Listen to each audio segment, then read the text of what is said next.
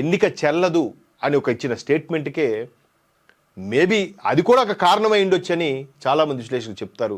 దానికే భారతదేశ చరిత్రలోనే ఒక మచ్చగా మిగిలిపోయిన ఎమర్జెన్సీ.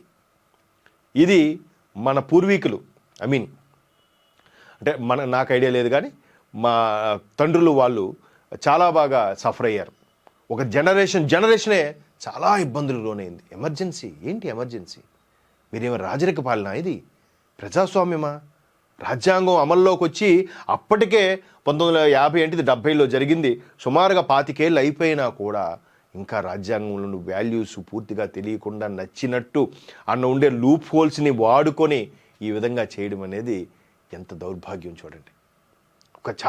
ఒకటే జయప్రకాష్ నారాయణ గారు, ఈ వాజ్పేయి గారు, వీళ్ళందరూ ఎలాంటి ఉద్దండులు, ఎంత సఫర్ అయ్యారో, ఎంతమంది అసలు బాసారో. చాలామందికి దాన్ని ఏమంటారు ట్యూబెక్టమీ ఏదో ఆపరేషన్ చేయించేశారు పిల్లలు పుట్టకుండా. ఎందుకు అంత కక్ష ఏంటి? అంత కసేంటి? హిందుస్థాన్ మీద ఎందుకు అంత కసి?